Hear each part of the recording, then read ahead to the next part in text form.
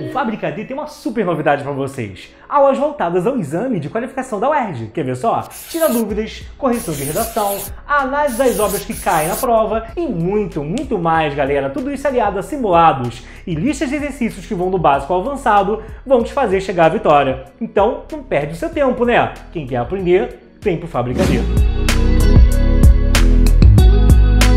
Fala galera, bom dia, boa tarde, boa noite, eu não sei que horas você está vendo esse vídeo, eu sou o Guilherme Matos e hoje a gente vai ter mais uma aula de redação aqui no Fábrica D, hoje sobre um lugar que eu amo, que eu acho assim incrível, um lugar muito importante para mim, que é a UERJ, o lugar onde eu me formei, eu fiz o mestrado, enfim, fiquei lá um bom tempo, eu fiquei até mais tempo do que eu deveria, porque eu não era lá um aluno exemplar, gostava muito de festa na época, gostava muito de matar aula, sempre gostei de matar aula, infelizmente. Então assim, né, casa de ferreiro, espeto de pau, acabei me tornando professor para pagar os meus pecados como um aluno ligeiramente indisciplinado. Eu até respeitava muitos professores, mas realmente eu não era a pessoa mais disciplinada para o estudo, mesmo quando eu estudava as coisas que eu gosto na faculdade, eu não era lá o melhor aluno. Mas enfim, aqui estamos para fazer você passar para a UERJ. Mas olha só, antes disso, eu queria comentar com vocês o seguinte: essa aula não é uma aula só voltada para a UERJ. Por quê? Porque eu vou acabar comentando um modelo de vestibular, um modelo de texto que, assim, muitas dicas aqui vão servir para a FUVEST, né, para IMIITA, enfim, para bancas de faculdades particulares no Brasil inteiro, ou seja, todas as bancas que têm um modelo de dissertação que não se aproxima ou não quer se aproximar do modelo do Enem, que é um modelo que, como eu já disse aqui N vezes, né, a gente tem um modelo assim bem metrificado, bem paradigmático, assim, né, o modelo do Enem, ele acabou se petrificando. Acho que essa é uma boa imagem para o que se tornou o Enem. Ele é um modelo fechado, que tem as suas regras, as suas competências, seus critérios. Então, de algum modo, a gente percebe que existe pouca flexibilidade. No caso da UERJ, a gente tem, por outro lado, a busca por uma liberdade maior do aluno, e isso deve ser valorizado. Então a gente tem que buscar essa liberdade, e às vezes não é tão simples, mas eu queria que vocês entendessem primeiro, então, como é que funciona a banca, como é que funciona o sistema de pontuação, né? Às vezes também para quebrar mitos. Eu acho que uma aula importante hoje também para a gente quebrar certos mitos, porque muita gente fala da UERJ e fala várias coisas assim que não fazem sentido, não tem a ver com o que a banca pede. Então, acho que é importante a gente parar e realmente analisar o que acontece lá de fato, tentar não cair, né? Muitas historinhas a gente vê aí. É chato falar de outros profissionais, né, de outros professores de redação, mas que, gente, tem muita gente falando abobrinha mesmo sobre a banca da UERJ, e eu fico realmente, às vezes, até um pouco indignado, porque, enfim, né, eu conheço vários alunos, eu sempre conversando com eles, alunos que vêm de outros cursos, alunos que têm outra história, eu vou conversando e falo, mas não é possível, vocês aprenderam assim, vocês ouviram falar isso sobre a UERJ, que a UERJ não pode tese organizadora, a UERJ, você não pode... enfim, sei lá, você não pode usar o conectivo tal, você tem que fazer dessa forma.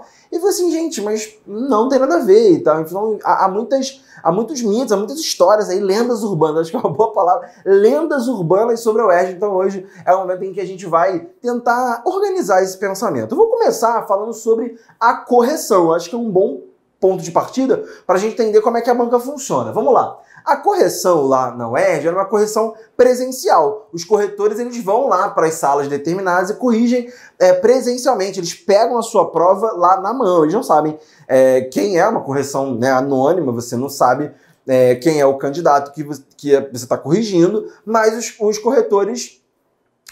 eles têm contato com o seu texto ali, né, aquilo que você escreveu, e não uma imagem, né, como é no Enem, que os corretores ficam em casa lá corrigindo o texto. Lá não. Lá os corretores entram em contato com o papel que você escreveu. É realmente uma coisa assim mais pessoal. E também mais interessante porque, enfim, imagino que eles fiquem, né, conversando, tirando dúvidas ali. Acho que é uma coisa mais dinâmica do que a pessoa lá trancada, corrigindo sozinha infinitas redações. Enfim, acho que é uma correção... Acho não, é uma correção um pouco mais... lenta, um pouco mais cuidadosa do que a correção do Enem, que tende a ser muito automatizada, tá? É uma correção, a princípio, dupla. Dois corretores vão corrigir o seu texto e eles vão atribuir notas, e se houver uma discrepância maior que 2 pontos, então, por exemplo, um corretor te deu 6, outro corretor te deu 10. Nesse caso, houve aí uma discrepância maior que 2 pontos, já foi, na verdade, 4 pontos, e nesse caso, a correção vai para uma terceira pessoa essa pessoa é um coordenador, uma coordenadora, uma pessoa mais experiente, que corrige menos redações, então corrige com mais calma, e vai atribuir essa nota, a nota que vai compor uma média, né, com as notas anteriores, tá? Então é uma espécie de nota de Minerva, assim, ela vai realmente ser bastante determinante sobre a nota final. Dizem que essa nota tende a ser um pouco mais alta, ela tende a ser um pouco mais benevolente. Em geral, quando há um erro, né, um erro de discrepância, geralmente é para baixo, alguém está pegando muito pesado. Isso é bem comum em qualquer banca, tá? Então, a princípio, a correção ela é dupla.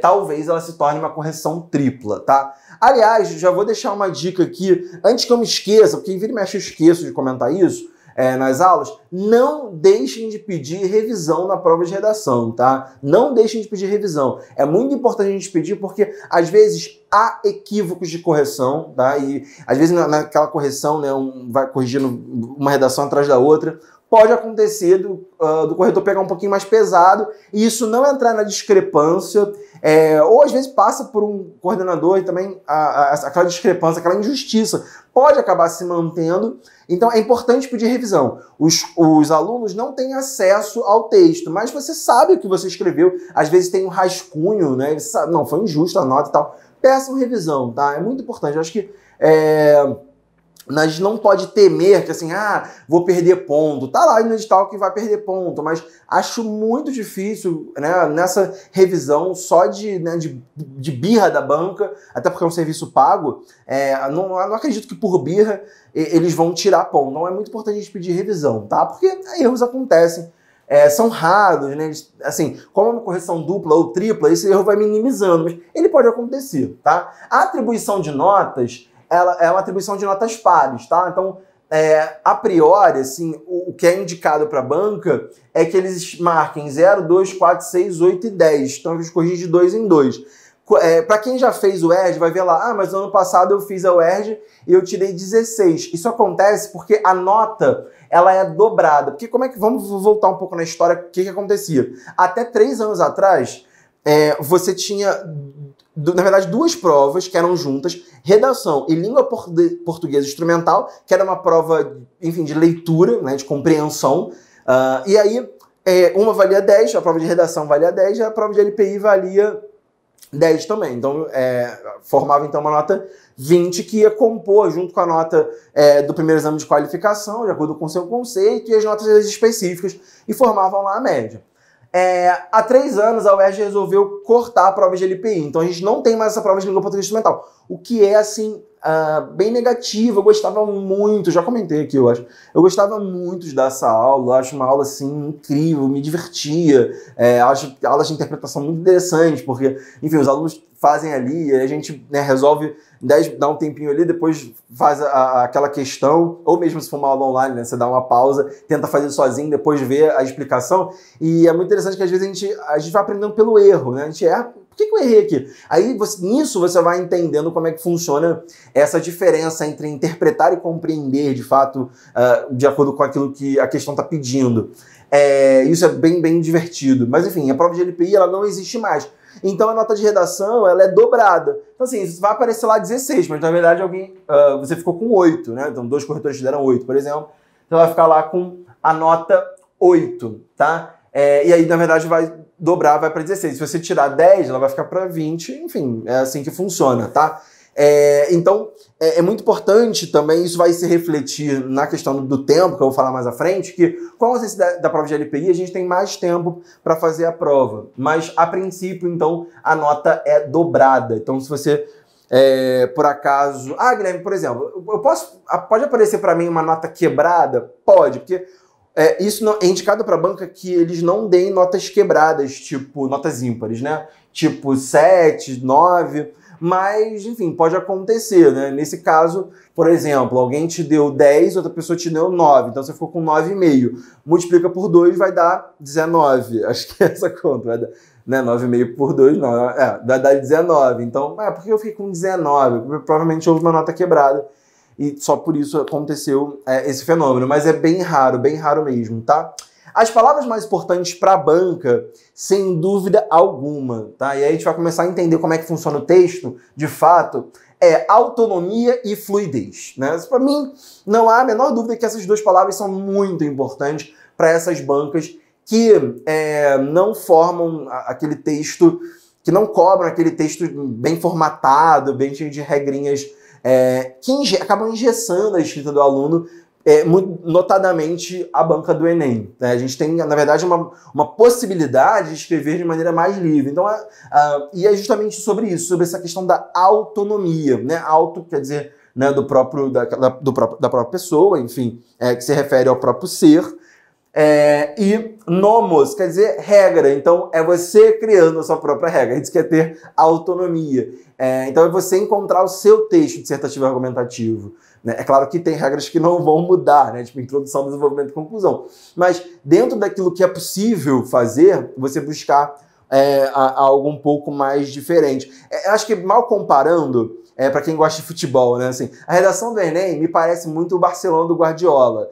É muito organizado, tem aquelas regrinhas ali, você não pode fazer nada muito diferente do que o Guardiola mandou, mas é eficiente, várias pessoas fazem esse modelinho e são vitoriosos lá no Enem, mas eu acho que a prova da UERJ tem mais a ver com assim, futebol arte, sabe? Um futebol mais livre, um futebol em que as pessoas tentam driblar, tentam buscar uma jogada criativa, acho que é um pouco isso. Gostei dessa metáfora, vou passar a usar ela em sala, tá?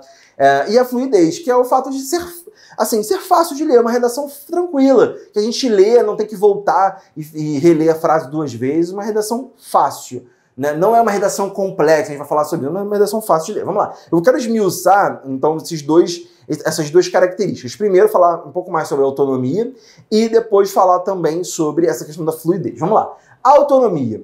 Primeiro, fugir desse modelo Enem. Tá? E aí, o que significaria fugir do modelo Enem?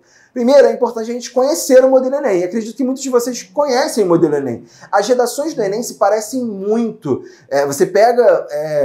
inclusive, tem alguns professores que trabalham com a ideia de 10 passos para a redação do Enem. Né? E 10 passos para a redação do Enem é contextualização, frase-problema, tese, tópico frasal, fundamentação, tópico frasal, fundamentação, retomada de tese, proposta de intervenção, circularidade, né? Frase final que faz uma ligação com o início ou com o título. Esses são os 10 passos da redação do Enem. Né? Então você faz isso e você tira uma boa nota. Então a gente tem que, na verdade, tentar quebrar um pouco esse modelo rígido, até em relação a posicionamento de conectivo, posicionamento do tópico frasal, isso que a gente tem que buscar. Então, primeiro ponto, tá?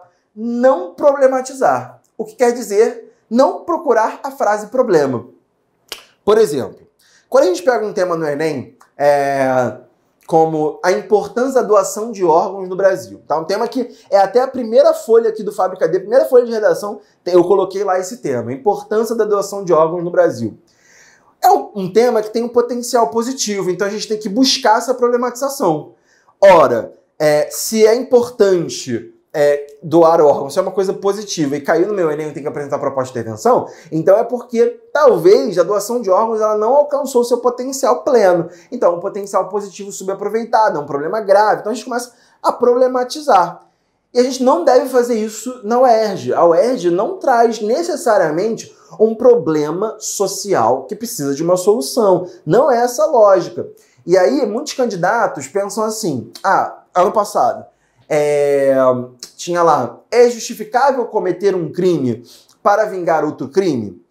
É uma pergunta bem direta, de fundo moral. Você acha justificável cometer um crime? Sim. Não, não é justificável cometer um crime para vingar outro crime, ou depende do caso. São 3 respostas, acho que as principais, as mais básicas de você responder. Sim, não, depende. Mas há alunos que pensam assim sobre a UERJ. É justificável cometer um crime para vingar outro crime? Então, assim, qual seria o problema do tema? Há muitos crimes de vingança no Brasil. Mas o tema não é crimes de vingança no Brasil. Repara, a pergunta é, na verdade, uma pergunta moral, que tem a ver até com premissas. As premissas que você carrega consigo, segundo a sua ótica, segundo a sua ética. Você acha que é justificável cometer um crime para vingar outro crime? Então é isso. Não é sobre, há muitos crimes do Brasil, vou pensar em hipótese. Ah, existe impunidade, tá bem, começa a fazer exatamente o que se faz no Enem. O Estado não olha para essa questão dos crimes de vingança, né? Ou a violência. Muita gente pensa também assim, é sobre violência urbana, sobre, enfim, causa da violência. Isso tudo gera uma fuga de tema.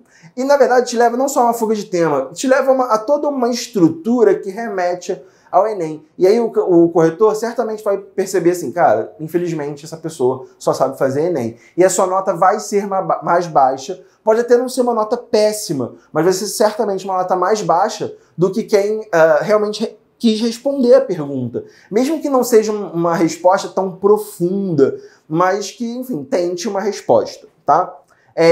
Depois, é muito importante também variar a posição dos conectivos, né? Ou evitar o uso excessivo deles. Para entender isso, é só a gente tentar marcar os conectivos, né?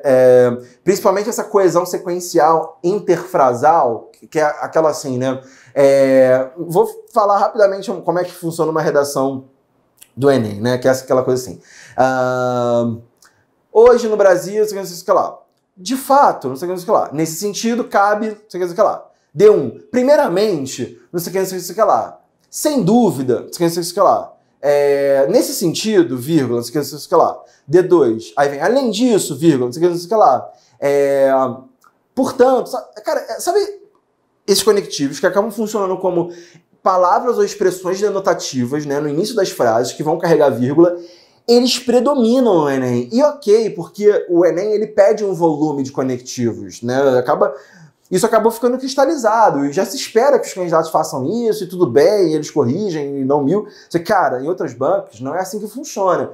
Às vezes, você pode evitar alguns conectivos, porque a relação ali de consequência, a relação de causa, ela se estabelece. Às vezes é importante a gente deslocar o conectivo para o interior das frases, tentar variar essa posição. Isso é muito importante, porque senão cria esse ritmo que é insuportável, Sinceramente, assim, eu corrijo os textos dos alunos, até para o Enem mesmo, falo, tá, beleza usar conectivo, mas vamos tentar variar aí a posição, gente. Vamos tentar mudar isso, às vezes não colocar um conectivo ou outro, porque senão fica sempre, sabe, esse ritmo que é um pouco chato, é um vício, é um texto muito viciado, o texto do Enem, tá? Hoje eu vou falar mal do Enem, hein? Eu vou falar mal mesmo. Atenção, isso aqui tem que tomar muito cuidado. Atenção às citações desnecessárias. O Enem, ele também, infelizmente, se caracteriza hoje por um texto que ele tem como marca, né, as citações. É aquela coisa, né, do Aristóteles disse que o homem é um animal político, né, o homem é um animal gregário, enfim, que política é arte de gerir a polis visando ao bem comum, né? O Kant diz lá, o homem é aquilo que a educação faz dele. Essas frases assim, né, que viraram, inclusive no Enem, super lugares comuns. Tomem muito cuidado com isso, tá? Porque, assim, os candidatos acham que só tem a redação dele. Mas não, os corretores vão corrigir várias redações do mesmo tema. E pasmem, acreditem, de fato, isso é muito recorrente em qualquer outra banca que não seja o Enem. As pessoas passaram a tentar, e é muito engraçado porque as pessoas não aprendem dissertação argumentativa e depois aprendem a fazer o Enem. Em geral, hoje, as pessoas primeiro já buscam aprender o Enem para depois aprender a dissertação argumentativa normal. Tanto que é muito comum em cursos presenciais, né, já falando mal de outros cursos, mas é muito comum ficar assim, trabalhar o Enem um ano inteiro, aí quando passa o Enem, que geralmente é uma das provas mais que acontecem mais cedo, os alunos ficam desesperados. Eu tenho que fazer redação da PUC, eu tenho que fazer redação da UERJ, eu quero aprender a fazer Unicamp, eu quero fazer FUVEST. E, cara, não dá, entendeu? Simplesmente você não vai conseguir. A gente tem que aprender a fazer a dissertação normal, a dissertação tradicional, e depois tentar, assim, como é que a gente faz no Enem? É muito mais fácil, porque o Enem é um pouco mais simples. Mas o contrário é muito difícil. E aí inclui esse problema, que é o problema das citações desnecessárias. A gente vai comentar daqui a pouco sobre o uso do livro.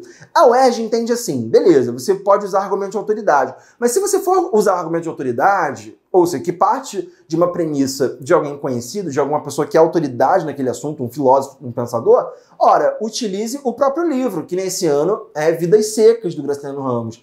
Então eles entendem que o Graciliano Ramos ele está pensando não só o país, né? O que é o Brasil, o que é o brasileiro, quais são os nossos problemas sociais, enfim, questões da pátria, mas também questões da nacionalidade, inclusive, né? De problemas nossos que são históricos, mas também ele está pensando na própria condição do homem. Então, vai utilizar argumento de autoridade? Utilize, então, o Vidas Secas. Evitem, eu diria para vocês, não usem, tá? Até porque, vamos lá, é uma coisa bem básica, que eu acho que até o Enem deveria adotar isso. Bom, é até meio óbvio. Vamos lá, eu preciso chamar o Kant, que tem uma obra super complexa, difícil de ler. Eu preciso chamar o Kant e dizer fazer parecer que eu li o Kant para dizer que o homem é aquilo que a educação faz dele. Você pode dizer isso. Você não precisa chamar o Kant para dizer isso. É uma ideia que, assim, desculpa, ser bem sincero com vocês, é uma ideia boba. É uma ideia boba. Que um candidato, né, que teoricamente está no terceiro ano do ensino médio, ele pode se dar o luxo de fazer um parágrafo desse, que não é tão complexo assim, ok. Mas chamar o Kant, invocar o nome dele para trazer uma frase como essa é pernóstico. Ou seja, o que é pernóstico? É uma coisa anacrônica, é uma coisa que quer parecer algo que não é. Parece aquela coisa da teoria do medalhão, né, do Machado de Assis, que é assim, as pessoas querendo parecer mais do que são. Sabe aquela pessoa que, numa conversa de bar, né, uma conversa num restaurante, sei lá, uma conversa entre amigos, de maneira geral, quer sempre parecer mais, né, quer sempre, não, mas o último filme do Godard que eu vi realmente é incrível, não, o filme do Tarantino é maravilhoso, a fotografia, são as pessoas que ficam tentando empolar o discurso e parecer mais cultas do que são. É exatamente isso que vai acontecer se você ficar citando.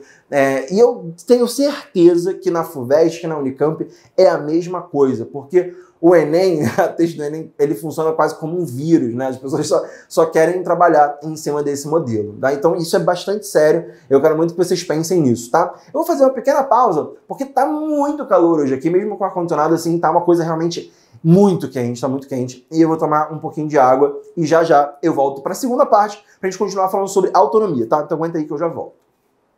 Bom, galera, vou continuar aqui falando sobre autonomia, né? Essa capacidade que o aluno tem de, na verdade, escrever um texto único. Acho que essa é uma boa definição. Um texto único, pessoal, né? Com características próprias, um texto que realmente seja criativo. Né? E como é que a gente faz isso? Outra maneira da gente tentar, pelo menos, se diferenciar do texto do Enem é a gente não utilizar a proposta de intervenção. Como eu já expliquei, inclusive na aula de conclusão, e aí, de novo, né? Quem não teve essa aula aqui, né? Quem perdeu, quem não foi lá ver, gente, volta lá e pega lá essa aula de conclusão. Na aula de conclusão aqui do Fábrica D, eu comentei outras técnicas de conclusão, né? Para quem não tem essa aula, no material que eu vou hoje projetar aqui para vocês, eu vou pular até essa parte de conclusões, mas no material em PDF tem justamente essas outras técnicas, tá? Técnica de ressalva, técnica de ironia, técnica de metáfora, outras técnicas, até mesmo vocês poderiam usar o resumo, tá? O resumo hoje tem sido cada vez mais utilizado, é uma técnica bem básica, mas mesmo ela sendo bem básica, uma técnica bem básica de conclusão, ela combinada a outras técnicas, né, combinadas a outras formas de criatividade, pode gerar, sim, um texto muito bom e não tem nenhum problema utilizar o resumo não, tá? Inclusive algumas redações, inclusive da FUVEST, que são nota 10, né, já apareceram com resumo, então não é um grande problema, mas, né, eu acho que o mais importante, o foco que vocês têm que ter é que utilizar a proposta de intervenção é uma coisa muito marcada como algo do Enem. De modo que, se você apresenta a proposta de intervenção com aquela cara de o Estado deve, a mídia deve, informar, e aí, né, mantém aquela estrutura, etc., certamente o corretor ele vai entender que você não sabe fazer outra técnica de conclusão que não seja justamente a técnica de proposta de intervenção. Há muito tempo, né, assim, quando há 20, 30 anos, quando, né, a dissertação se tornou cada vez mais, né, foi se consolidando como o texto do vestibular, o gênero textual do vestibular, a gente percebia que uma das técnicas possíveis era justamente a conclusão por solução. E aí, quando aparecia um tema que tinha mais um fundo social, né, uma problemática social, como, por exemplo, antes mesmo do Enem, já tinha temas sobre violência urbana, já tinha temas sobre desigualdade. Então, sendo um problema social, algumas pessoas terminavam o texto falando alguma coisa do tipo que o Estado deveria, que a sociedade deveria. Isso era comum. O Enem, ele fez o seguinte, ele fez com que a proposta de intervenção fosse um critério. E também por questões de estratégia, isso também foi se consolidando que você fizesse a proposta na conclusão, no final. Então acabou ficando muito marcada essa conclusão por solução como uma coisa do Enem. Então essa é a história, né, pela qual passou então o Enem e por isso que aconteceu isso. Então é muito importante que a gente não utilize proposta de intervenção, pelo menos não com essa cara. Há outras técnicas de conclusão que são também propositivas de algum modo, né? Então se você coloca a técnica de ressalva, né, resta saber se a sociedade estará disposta a...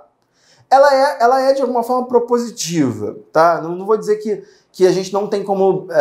que a gente não possa de nenhuma forma ser propositivo de alguma maneira, mas tem que ser uma maneira muito mais sutil, né, muito mais elegante do que aquela coisa de o Estado deve, né, ou a mídia deve informar a fim de... essas coisas que a gente vê no Enem. Então tentar se afastar disso. Outro ponto, a questão da fluidez, tá? Redação fácil de ler, isso eu coloquei no seu caderno, por favor, copie. Redação fácil de ler é mais valiosa na UERJ do que uma redação desnecessariamente complexa. Muita gente pensa assim, eu tenho que fazer uma redação super profunda e que tenha pensamento, raciocínios muito complexos, seja uma coisa assim difícil, que eu escreva raciocínios que são até assim que o corretor ele tem que, na verdade, pensar no que eu estou escrevendo. E não é isso.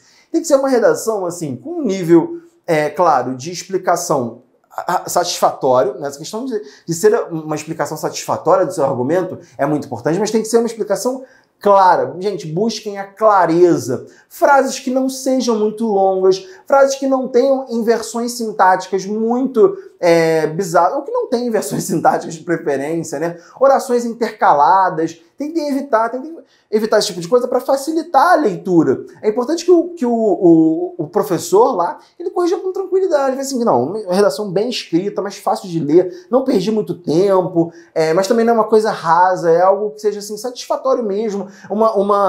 Um parágrafo de desenvolvimento ali entre 5 e 7 linhas, que seja... que não repita nenhum tipo de ideia, né? Que está sempre aprofundando, que tenha uma progressão temática, a gente já viu isso em algumas aulas. Ou seja, uma explicação realmente digna de um candidato que está no terceiro do ensino médio, não é nada muito profundo. Mas também, claro, nada muito raso, que seja repetitivo e que não aprofunde as evidências, não aprofunde as premissas. É claro que a gente tem que voltar lá na aula de desenvolvimento e tentar perceber esse funcionamento. Mas também não é nada muito, como eu disse hoje, essa palavra pernóstico, nada muito assim, século XIX, uma coisa muito assim, com inversões sintáticas, nada muito uma escrita acadêmica de uma pessoa que está no doutorado. Não é isso, assim, é uma redação de um aluno terceiro ano. E ponto, não se espera do aluno que ele seja o José Saramago, né? Espera-se que ele seja um cidadão que consegue organizar suas ideias, ter clareza, avançar na argumentação. É isso. Eu vou mostrar exemplos para vocês hoje. Falando assim, claro, fica muito vago, mas daqui a pouquinho eu vou mostrar para vocês uma redação exemplar já para um tema, dúvidas secas, um tema possível, tá? Depois, fazer uma revisão tripla. Isso tem tudo a ver com o meu próximo tópico, que é falar sobre o tempo da prova. A gente tem, por conta da ausência da prova de LPI, a gente tem até 2 horas para fazer redação. Gente, é muito tempo, assim, é um latifúndio de tempo. Comparado ao Enem, que a gente tem ali no máximo 1h15, é um latifúndio, é muito tempo. Então dá pra gente fazer um planejamento muito cuidadoso, fazer um rascunho também bem com calma, passar limpo e em cada etapa fazer uma revisão. Fez o planejamento? Dou uma revisão para olhar o planejamento, tá tudo certo. Faço o rascunho. Depois faço uma revisão desse rascunho. Passo a limpo e depois, porque pode haver erro na transcrição do rascunho para a folha final, pode haver algum equívoco, então também é bom revisar. Então, essa revisão tripla ela é fundamental, tem tempo para isso, você se planejar, dá tranquilo para fazer. Recomendo, assim como em outras provas, que a gente comece pela redação. E aí, por que eu falo isso? Porque existe uma questão psicológica mesmo. Às vezes você deixa para fazer a redação no final, e aí ficou lá com 1h45, 1h30.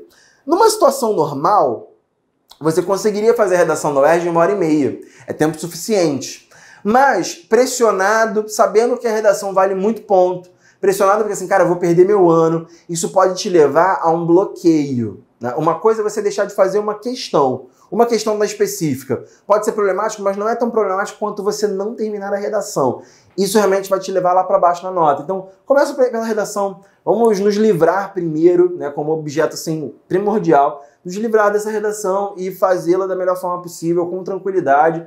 E aí a gente vai para as específicas, que teoricamente falando, você sendo de exatas, sendo de humanas, sendo de biométricas, você, em tese, está fazendo as específicas das matérias que você mais tem afinidade. Então o tempo talvez não seja tão perigoso para você nessa área quanto vai ser realmente na redação. Porque, em geral, as pessoas têm uma certa dificuldade, têm um medo, né, de escrever, tem uma coisa ali que envolve também até um certo incômodo de como é que eu vou colocar no papel as minhas ideias? Será que é válido colocar as minhas ideias no papel? Quem vai ler essas minhas ideias? Tem uma coisa assim, muito pessoal da redação, né, e que pode te afetar. então a gente tem 2 horas, já puxando para esse gancho, 2 horas para fazer o texto, que é um tempo assim suficiente. Em relação ao espaço, nós temos 30 linhas hiper generosas. Recomendo, inclusive, que você vá lá no vestibular.erg, acho que é vestibular.erg.br, olhe lá, vestibular 2018, vai ter a prova do ano passado, a segunda fase, provas discursivas, redação, e aí você olha lá, vai aparecer para você a folha de rascunho. A folha de rascunho da redação, ela tem as exatas dimensões da folha definitiva. Imprime aquela folha, porque você vai ter uma dimensão exata das margens e também do espaço entre as linhas. Você vai conseguir perceber que a folha da UERJ ela é muito mais generosa que a folha do Enem. A caixa de texto do Enem ela é bem pequenininha, te força a fazer uma letra bem pequena. E a folha da UERJ ela é um pouco maior, dá para você escrever com tranquilidade, fazer parágrafos longos. Inclusive, se você transcrever a redação do Enem numa folha UERJ com a sua letra normal, você vai perceber que vai sobrar espaço, assim, você tem que dá para escrever um pouco mais na redação da UERJ proporcionalmente falando, tá? Eu vou fazer uma pequena pausa aqui, tomar uma água, também encher o quadro de novo, para a gente comentar um pouco sobre o livro, né, o uso do livro na redação, né, e começar a ler aqui as redações exemplares, começar a falar sobre alguns temas possíveis, né? É claro que a gente vai ter que fazer outros encontros aqui sobre a UERJ, então até lá certamente a gente vai ter mais pelo menos uma aula para a gente destrinchar alguns pontos, então fiquem tranquilos com relação a isso, mas enfim, daqui a pouco eu já volto falando um pouco mais sobre vidas secas, aguenta aí. Bom, galera, vamos lá. Agora eu vou comentar com vocês rapidinho algumas características dos temas da UERJ. Primeiro, a gente tem como tradição na UERJ temas denotativos. Não sei se vocês lembram dessa aula, também se vocês não assistiram essa aula, é bom voltar a assistir. Acho que é a primeira ou a segunda aula do ano, eu comento a diferença então de temas, acho que é a segunda do ano. Comento temas denotativos e temas conotativos. Temas conotativos são aqueles que têm como base algum ditado popular, algum poema, alguma charge, uma tirinha. E aí, enfim, são temas que a gente tem que meio que traduzir, né? Tentar encontrar possibilidades ali de compreensão para tentar entender o que a banca está esperando que a gente discuta. Em temas denotativos são temas em que as palavras estão em seu sentido literal. Então não há nenhum tipo de nenhuma decifração, não há nenhuma necessidade de você traduzir. São temas bem diretos. É justamente o caso da UERJ. A UERJ trabalha com temas bem diretos na forma de perguntas. Então, os últimos 3 anos mostraram isso de maneira bem clara. Em 2016, o tema foi Cidade Maravilhosa, para quem? Em 2017, a verdade pode ser alcançada a partir de uma única perspectiva. Em 2018, é justificável cometer um crime para vingar outro crime? E aí é bem tranquilo nesse sentido, porque a facilidade que a gente tem aí é que embora os temas às vezes tragam questões complexas, como a verdade, né, como a justificativa de um crime, vingança, etc., a gente percebe que a facilidade é que a tese vai ser uma resposta. Então aqui, ó, Cidade Maravilhosa, para quem? Para todos, para ninguém, para alguns. Você não vai responder assim, mas, enfim, a essência da tese vai ser isso. A verdade pode ser alcançada a partir de uma única perspectiva? Sim, não, depende. É justificável cometer um crime para vingar outro crime? Sim, não, ou depende. São as respostas básicas. Isso nos facilita bastante. E aí é importante que a gente não, como eu disse, né, na primeira parte da aula, a gente não problematize o tema. É muito importante que a gente entenda que é realmente para responder a pergunta que está sendo colocada pela banca e não responder outra, tá? Isso é fundamental. Vamos lá. Queria comentar rapidamente com vocês o uso do livro Vidas Secas. Como é que a gente usa o livro, na verdade, na UERJ? Isso valia para o ano passado, para o ano retrasado. Aqui, por exemplo, 2017, o livro base era Dom Casmurro. Aqui em 2016 não tinha livro nenhum, mas aqui quando eles começaram a adotar esse sistema, o livro base foi Dom Casmurro. E aí a gente tinha que pensar na questão do narrador, que é o Bentinho, que a gente só sabe a história da Capitu pelo Bentinho, então a gente não tem acesso à verdade. Nem se a gente tivesse acesso a múltiplos narradores ou um narrador onisciente, mesmo assim a gente poderia não ter acesso à verdade. Aliás, eu defenderia a ideia de que a gente não consegue alcançar a verdade, sobretudo quando a gente fala de literatura, né? Que a literatura ela tende a trabalhar, não é porque é ficcional, mas é porque a literatura ela tem como fundamento, um dos principais fundamentos, justamente a questão da múltipla perspectiva, né, dos múltiplos pontos de vista. Então é importante que quando a gente leia, a gente compreenda que é uma função da literatura, na minha opinião, mostrar que o mundo ele tem, que dependendo do lugar de onde você olha o objeto muda, né? Então essa questão aí fenomenológica da literatura, ela é muito interessante. Em 2018, é justificável cometer um crime para vingar outro crime. O livro base era O Seminarista, do Rubem Fonseca, que é o livro em que o personagem principal, o protagonista, que é o José Kibir, ele é um matador de aluguel, então, que passa por um processo de vingança, então tinha a ver com isso, tá? Vamos lá, como é que a gente deve usar o livro Vidas Secas, mas isso valeria para qualquer livro na UERJ? Primeiro, você não é obrigado a mencionar o livro. Você não é obrigado necessariamente a mencionar o livro lá no texto. Há pessoas que tiram 10 e que não mencionaram o livro. Ok, não é uma obrigação, mas comentários literários, né, quando você usa o livro, esses comentários literários devem ser valorizados se discutem o tema. Então, se você usar o livro como argumento de autoridade, ou mesmo usar o livro para apresentar o tema na introdução, ou os dois, e aí eu já vou comentar sobre isso, isso deve ser valorizado, porque você está realmente articulando essa leitura, considerando que o Graciliano Ramos ele é um intérprete do Brasil, um intérprete da condição humana, e que isso te ajuda a discutir o tema de alguma maneira. Mas, gente, o foco é sempre a discussão, sempre. E aí já me leva ao segundo tópico, que é dissertação argumentativa não é resenha. Tome muito cuidado, mesmo que seja num parágrafo, você comentar o que acha do livro. Muito cuidado com isso, porque vai acabar sendo um trecho em que a gente tem uma resenha. No fundo, a estrutura é bem parecida quando a gente, em qualquer outro texto, qualquer outra banca, mesmo até no Enem, quando a gente usa argumentos de autoridade. A gente vai usar o livro como uma referência, utilizar o livro como uma premissa, né, alguma cena, ou alguma característica do personagem, o próprio enredo do livro, o próprio título. Então, utilizar o livro para poder discutir o tema, e não o contrário, tá? Então, o foco não é fazer uma resenha crítica, não é dizer o que você acha do livro. Pode usar mais de uma vez ao longo do texto. Uma dúvida que eu vejo muito entre os alunos é: eu já usei o Vidas Secas aqui na introdução. Se eu utilizar o Vidas Secas de novo no desenvolvimento, isso vai ser ruim? Não necessariamente, tá? Pode ficar repetitivo se você disser a mesma coisa do livro. Então você falou lá que o Fabiano tem problema de comunicação, tem uma dificuldade de comunicação lá na introdução. Aí fala a mesma coisa do Fabiano no desenvolvimento, vai ser repetitivo. Mas aí não, o erro vai ser por ser repetitivo e não por usar 2 vezes o livro. Às vezes é até interessante porque gera uma coerência interna, você está realmente utilizando o livro, alguns aspectos para discutir o tema, sempre remetendo ao livro. Isso pode ser uma ótima estratégia, desde que o foco seja sempre o tema. Então não existe uma regra assim, tem que usar uma vez só. Não, você pode usar nem uma vez, você pode usar uma, você pode usar 2. Sei lá, eu nunca vi isso, mas você pode usar 3, teoricamente. Não vejo esse problema. Então é difícil também usar 3 vezes e não ser repetitivo, mas, enfim, teoricamente, sim, você pode usar, tá? Vamos lá. Em relação ao Vidas Secas, qual é a estrutura do livro? Eu vou fazer um breve resumo aqui de alguns aspectos, mas é fundamental que vocês leiam o livro, tá? Existe até o filme do livro, mas eu vou comentar sobre o filme. Por que eu vou falar sobre o filme? Porque é um filme muito importante, mas ao mesmo tempo que ele é muito importante, ele pode te enganar e pode te...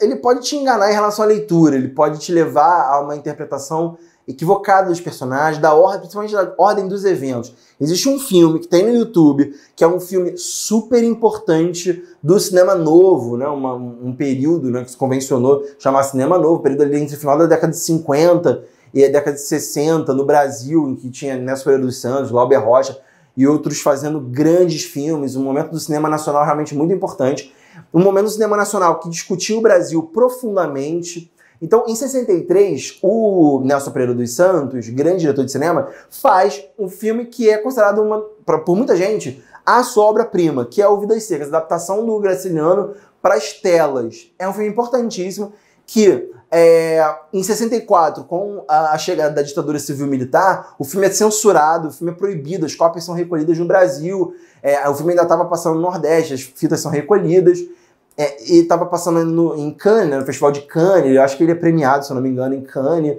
É um filme realmente muito importante. E aí é um filme que é considerado um clássico, porque, enfim, né, faz uma adaptação do Graciliano Ramos, que também foi perseguido, foi preso político. Naquele momento, né, no Brasil, um momento muito tenso, um momento em que a gente vislumbrava, então, quer dizer, a gente não estava lá, mas pelos livros de história a gente sabe, que se vislumbrava um período muito obscuro, um período em que essa discussão sobre sociedade, sobre desigualdade social, foi amplamente abafada, né? Uma das questões aí era justamente falar assim, as pessoas que discutem a dependência do Brasil, a desigualdade brasileira, são todos comunistas, não queremos discutir isso. Então o filme foi censurado, tá? Vocês podem, quem aí não concorda com isso pode ficar um pouco irritado, mas isso é fato histórico, o filme foi recolhido, tá? Ponto final. E aí, você pode ver o filme, beleza, mas é muito importante você ver o livro, porque no filme eles invertem um pouco a estrutura dos eventos, a ordem dos eventos. Então, a morte da baleia, a baleia morre, tá? Já dizendo pra vocês, caso não saibam, que a baleia, que é a personagem, que é a cachorra deles, né? Ela morre no filme. Então, no livro também. E eles colocam a baleia, um episódio até bem triste do livro. A morte da baleia no filme acontece bem no final. Eles antecipam alguns episódios em relação a uma festa que eles vão. Enfim, alguns episódios mudam de ordem, tá? Mas o essencial tá lá. Eu diria para vocês não verem o filme antes de ler o livro. Ler o livro primeiro. É um livro bem tranquilo de ler, porque ele não é muito grande, os capítulos são curtos. Então, assim, se você ler um capítulo por dia, né? 4, 5 páginas por dia, assim, em 12 semanas, são acho que 12 capítulos, 12 semanas, você acaba o livro. Começando agora em setembro, tranquilamente em dezembro você já terminou. E assim, é bem razoável, né? Ah, não, por dia não, né? Se você for ler, por exemplo, por semana, um capítulo por semana. Se você ler um capítulo por semana, em dezembro você já acabou. E dá para ler tranquilamente um capítulo por dia. Então, acho que é bem de boa de vocês lerem. E já tem que ler, gente, a gente tem que ler o livro Vidas Secas já com maldade. O que é ler com maldade? É pensar que a gente está lendo o livro não só, claro, né, para ter uma bagagem de leitura maior, né, conhecer uma obra que é um clássico da literatura brasileira, que tem técnicas, né, de discurso indireto livre sofisticadíssimas. O Graciliano Ramos era um grande escritor, um escritor muito sofisticado. E além disso tudo, além de um prazer estético, né, ler uma boa obra, uma obra muito interessante sobre o Brasil, que é super atual, dado que a gente ainda tem problemas gravíssimos de desigualdade social, de pobreza, de escravidão, de falta de acesso à educação, mas é muito importante a gente ler também, tentando puxar setinhas lá no livro, nas suas anotações, tentando pensar em temas possíveis. Tá? Inclusive podem mandar dúvidas, né? Perguntar, Guilherme, o que você acha desse tema aqui? Eu já vou mostrar. Já no material tem alguns temas possíveis, inclusive eu vou ler uma redação que é um dos temas que eu mais aposto, mas é fundamental que a gente tenha em mente que a gente vai fazer uma prova de redação, e que a gente tem que pensar assim, o que é esse livro, o que é esse episódio, essa cena, esse personagem, o que ele tem a ver com hoje, com o Brasil de hoje, com o mundo de hoje, e a gente tem alguns caminhos aí para seguir. Bom, resumindo um pouco a história, o livro conta, então, o drama, né, de fuga da seca, da sobrevivência desses personagens, né? O Fabiano, que é o patriarca, que é um vaqueiro, é uma pessoa que costuma trabalhar fazendo aquela gestão do rebanho, do gado, em fazendas, né? E geralmente fazendas pobres, né? Do lado do sertão. Assim, a Vitória, que é sua esposa, que é uma mulher que, pelo que eu me lembro agora, ela é uma dona de casa, não me lembro dela tendo alguma outra atividade remunerada fora de casa. Acho que ela é uma dona de casa mesmo, ela cuida dos filhos. Tem o filho mais velho e o filho mais novo, que não são nomeados, são os nomes mesmo, filho mais velho e filho mais novo. E tem uma personagem que é uma personagem incrível, talvez seja a personagem mais emblemática do livro, que é uma cachorra, que é a cachorra deles. Que apesar de se chamar baleia, quase que uma ironia mesmo, quase não, é uma ironia, ela é muito magra, ela é esquelética, porque, enfim, eles passam por necessidades de comida, enfim, de sobrevivência mesmo, tá? E é muito interessante que eu estava falando sobre a técnica sofisticada do Graciliano Ramos. Em muitos momentos, o narrador ele é sempre, o foco narrativo é terceira pessoa, mas ele vai como se você colocar a câmera, sabe? Ele coloca a câmera focando em alguns personagens e vai mudando esse foco. Alguns personagens são narrados da perspectiva do Fabiano, da Sinha Vitória, do filho mais velho e também da baleia. Então, a morte da baleia, por exemplo, no momento que ela está morrendo, a perspectiva está exatamente sobre a baleia. É como se o narrador entrasse na mente da baleia. É muito sofisticada a técnica. E você percebe que no filme, o Nelson Pereira dos Santos tentou transformar essa técnica em algo visual. Então, a câmera realmente é como se estivesse na baleia e começa a ficar um pouco fosca, tipo, naquele momento que ela tá morrendo, sonhando com um mundo em que ela vai poder comer vários animaizinhos e vai ter, enfim, vai poder se alimentar. É sofrível, assim, realmente esse episódio causa um sofrimento, assim, um incômodo muito grande. Então o livro fala basicamente sobre a fuga da seca, a sobrevivência, e tem alguns temas que recortam ali. Bom, tem um episódio muito famoso que está num capítulo chamado Cadeia, se eu não me engano é o 3º ou 4º capítulo do livro. O capítulo Cadeia é um capítulo em que o Fabiano ele vai até uma venda, uma vendinha para poder comprar coisas para casa e tal, mas antes ele resolve parar para tomar uma cachaça, e aí o dono da bodega lá dá a cachaça pra ele acha que a cachaça tá com água, ele se sente um pouco enganado. E aí aparece um soldado, né, um guarda, chamado Soldado Amarelo, também não tem nome, é o Soldado Amarelo. Esse Soldado Amarelo convida ele para uma roda de jogo. Então ele vai lá jogar um joguinho nos fundos do bar. E ele acaba perdendo e vai embora. E o Soldado Amarelo fica um pouco irritado com ele, acha que ele tá sendo um pouco petulante e tal. E o Fabiano tem muita dificuldade de comunicação, porque ele não teve estudo formal, né? Ele tem uma dificuldade de se comunicar. Em vez de ter uma briga, e aí o Soldado Amarelo apita, né, chama os outros guardinhas e joga o Fabiano na cadeia. Ele é espancado na cadeia e fica lá sem compreender o que está acontecendo. É um episódio que fala muito sobre prisão arbitrária, sobre abuso de poder, um dos temas que a gente tem que tomar cuidado, prestar atenção, porque eu acho que a cara da UERJ pedir um tema sobre abuso de poder no Brasil hoje. Enfim, sobre prisões arbitrárias, prisões que não seguem o devido processo legal, né, que tem um tipo de processo viciado. Então, esse tipo de tema pode sim aparecer. Depois, a questão de falta de comunicação e da própria brutalização. A falta de comunicação no sentido de eles têm muita dificuldade de se comunicar. Não só o Fabiano, mas todos os personagens, eles se comunicam às vezes por sonhos assim, quase rosnando, uma coisa meio animalizada mesmo.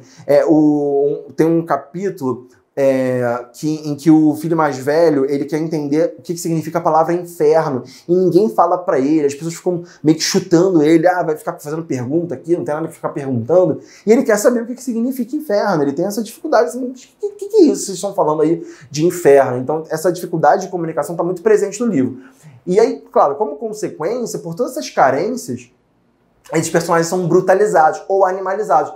Também pode ser um tema possível. A gente tem que ler o livro pensando nessa questão de a maneira como eles são manipulados, como eles não conseguem se comunicar, como eles não compreendem o mundo à sua volta.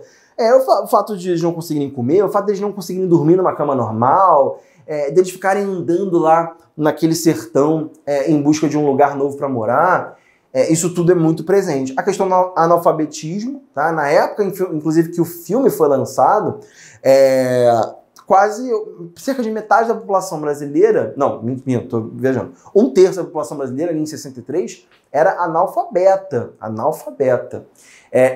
No ano mesmo anterior ao golpe de 64, o Paulo Freire, ele é convidado pelo Jango para instituir um programa nacional de alfabetização, que não segue em frente, né, não tem continuidade. Logo, quando tem o golpe de 64, o Jango é deposto, o Paulo Freire acaba sendo preso, né? Depois acaba se exilando, enfim, ele acaba não concluindo esse trabalho de alfabetização. Mas nessa época, 1/3 da população brasileira era analfabeta, não sabia ler nem escrever, tá? Depois, o tema da escravidão também aparece, que tem um capítulo chamado Contas, também vocês têm que prestar muita atenção. No capítulo Contas, o Fabiano acha que está sendo roubado. pelo patrão. Ele não sabe contar, ele pede ajuda à mulher para fazer as contas lá de quanto ele tem que receber. A mulher também não sabe ler, mas utiliza sementes para fazer a contagem lá. E ela percebe pela contagem de sementes, de grãos, que ele sim está sendo roubado. Ele vai reclamar então com o chefe, reclamar com o patrão dá meio passa fora nele e diz assim, olha, a conta tá certa, além do mais você tem dívida comigo. E trabalho por dívida, gente, hoje, à luz do que a gente entende como trabalho escravo, trabalho por dívida é trabalho escravo, tá? Então, isso é super atual a questão do trabalho por dívida e a questão da escravidão moderna, de modo que vocês têm que prestar muita atenção nisso. E, para fechar também, a questão de perda da infância. O tema sobre alguma questão sobre a infância, ou sobre infância e juventude, sobre perda da infância, é um tema que a gente tem que prestar atenção porque, de fato, devido àquele universo de carências extremas, os personagens, em especial, né, o filho mais velho e o filho mais novo, eles têm uma grande dificuldade de brincar, de estudar, frequentar a escola, eles não frequentam a escola, e então eles não conseguem compreender direito o mundo à sua volta, tudo é muito opressivo. Não só as condições, enfim, físicas do lugar, condições materiais, mas também a própria presença do pai, né? O pai é muito autoritário, o pai já é uma pessoa muito brutalizada pela situação dele, acaba transmitindo essa brutalidade para os filhos. Então é uma coisa que vocês têm que prestar muita atenção, tá? Eu vou fazer uma pequena pausa aqui para mostrar, né, finalmente, uma redação que eu considero uma redação nota 10. Eu vou ler uma redação, a outra fica no material para vocês darem uma analisada, que tem alguns procedimentos bem parecidos, mas vocês podem olhar também, tá? Então, aguenta aí que eu já volto. Bom, galera, para fechar, eu vou ler uma redação aqui exemplar que eu coloquei no material, vocês podem baixar, vocês podem acompanhar aqui, que vai ser projetado para vocês lerem também comigo. E lembrando que é uma redação voltada, então, para esse tema, para um tema possível de 2019, um tema voltado para Vidas Secas, tá? Um dos temas possíveis a partir do livro, tá? Que é a importância da infância para a construção da vida humana. O título é Urubus Invisíveis, deve aparecer aqui para vocês, e começa assim. Uma coisa importante sobre título. A UERJ sempre coloca lá, atribui um título, quer dizer, desde o ano passado colocou. Então é bom que você coloque, tá? Não há registros sobre perda de ponto específico sobre isso, mas assim, se a banca está pedindo para você colocar, então coloque, tá? Então, ó, Urubus Invisíveis. Visto pelos olhos do filho mais novo, um bode que buscava descanso era sinônimo de aventura. Após montá-lo, o menino retratado em Vidas Secas encontrou-se estatelado no chão, a interessar-se pelo voo dos urubus. Graciliano Ramos, assim, evidencia a visão de mundo inocente de uma criança que, ao ter sua infância limitada pelo flagelo da seca, busca resgatar a essência desse período de sua vida. Vou parar aí, porque depois a gente vê a tese de maneira bem tradicional. O que eu quero dizer se a gente não soubesse que é um texto de uma banca que cobre o Vidas Secas de alguma forma, o que extrai do Vidas Secas um tema, a gente não poderia dizer isso necessariamente.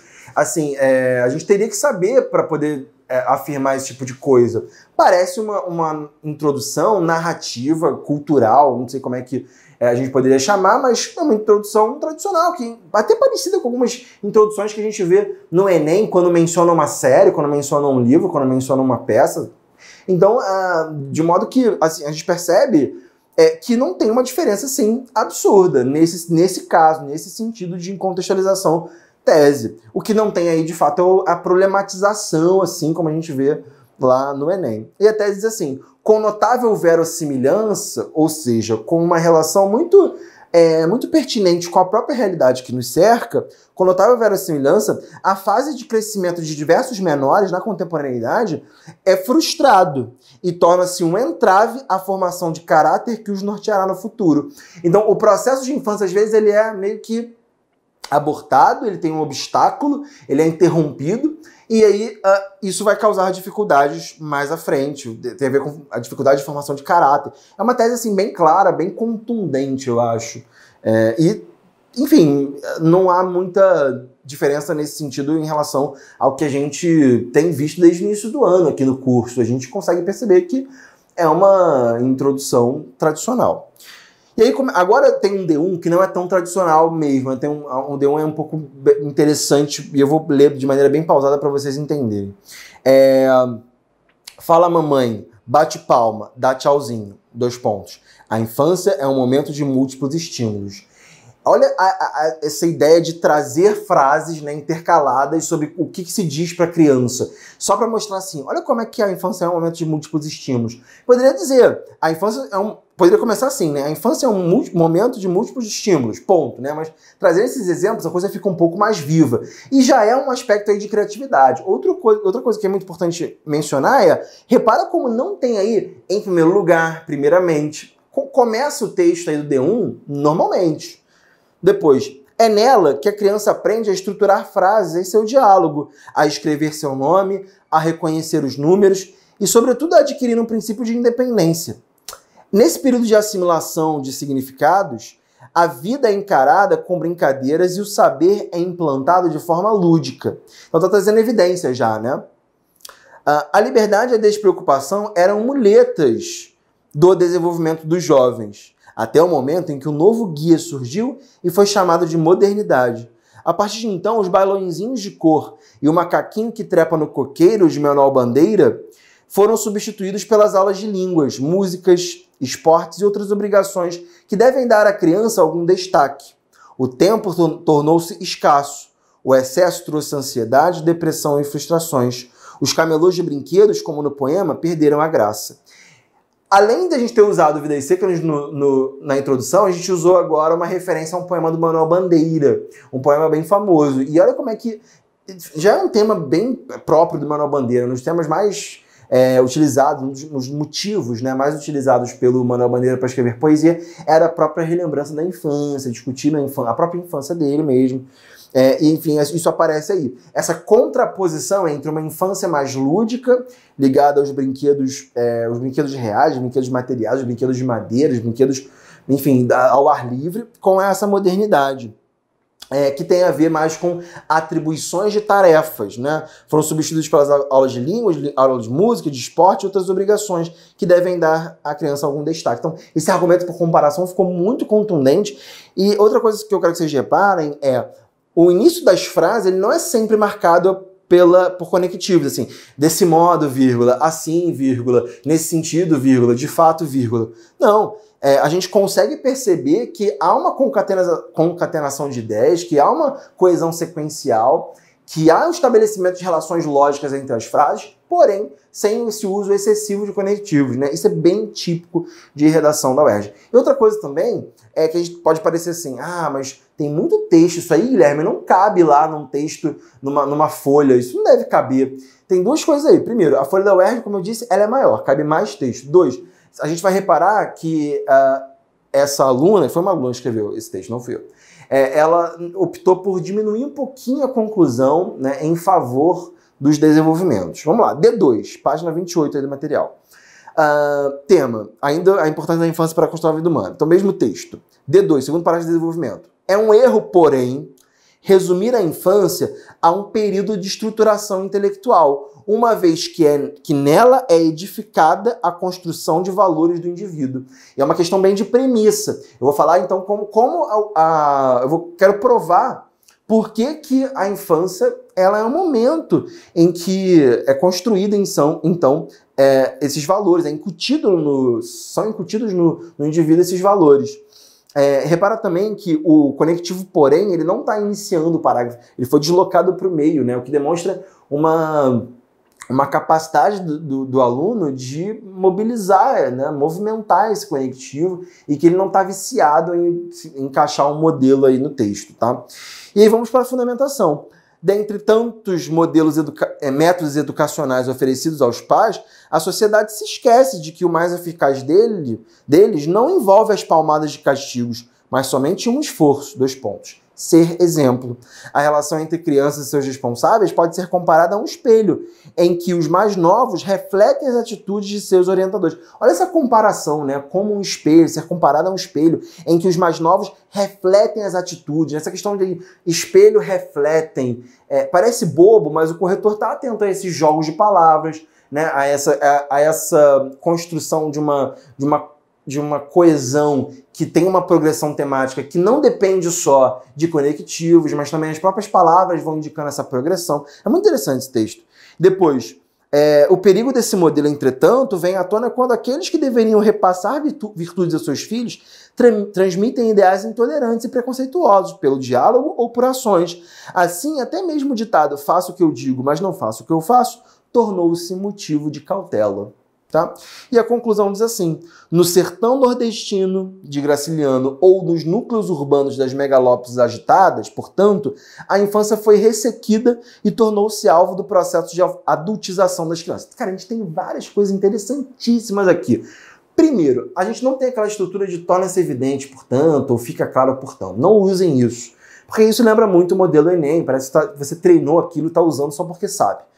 Começa normalmente. O mais importante é desloca o conectivo de conclusão, porque ele é necessário. O logo, um portanto, um assim, mas desloca ele para o interior da frase.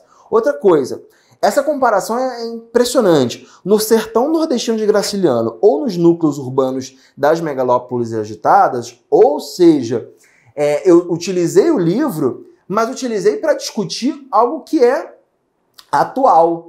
Assim, olha como é que o livro do Graciliano ele é atual e olha como é que ele me ajudou a discutir o tema. Sabe, não é à toa, eu tô comprovando para o corretor, dizendo assim, olha, tá vendo como é que eu cumpri o que eu prometi, eu usei o texto do Graciliano com propriedade. Então é uma estratégia bem interessante que foi usada aqui. Mais do que... Parece comercial da Polishop, né? E você acha que parou por aí? Não, ainda tem mais. Ali, ó, a infância foi ressequida. Cara, a infância foi ressequida remete diretamente ao próprio Vidas Secas. Né? E mais, essa palavra adultização, né, ela é um neologismo, é um processo de tornar adulto. Eu não sei se adultização já foi dicionarizado, mas enfim, de qualquer maneira é brilhante. Depois, ó, a alegria das calçadas foi suplantada, foi acabada. Abençoado seja o camelô dos brinquedos de Tostão. Isso remete ao poema do Bandeira. Clamam os jovens que hoje negligenciam o voo dos urubus. É realmente brilhante essa redação. É nota 10, né? É claro que é nota 10, porque utiliza o Vidas Secas, mas utiliza também o livro né, o poema do Bandeira. Tenta fugir daquela coisa do Enem, né, de, em primeiro lugar, além disso, torna-se evidente, portanto.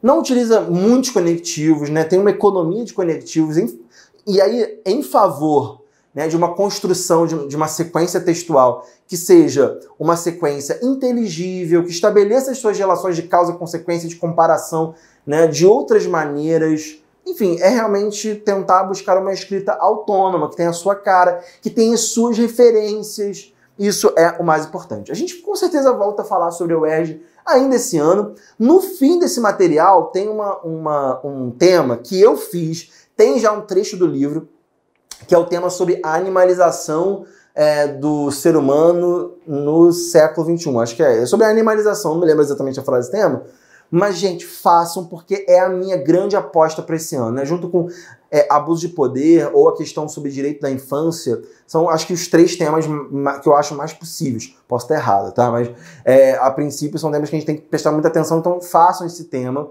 sobre animalização. Você que quer fazer o UERJ, mas você também que não quer, acho que é um tema também super a cara da FUVEST, da Unicamp, então é bem interessante que vocês façam, mandem pra cá pra gente fazer a correção e aí a gente sempre ir aprimorando, tá? Espero que vocês tenham gostado dessa aula de hoje sobre a UERJ, que é uma grande paixão na minha vida. Eu fico por aqui, um grande abraço e lembre-se sempre, quem quer aprender, vem pro Fábrica D. Até mais!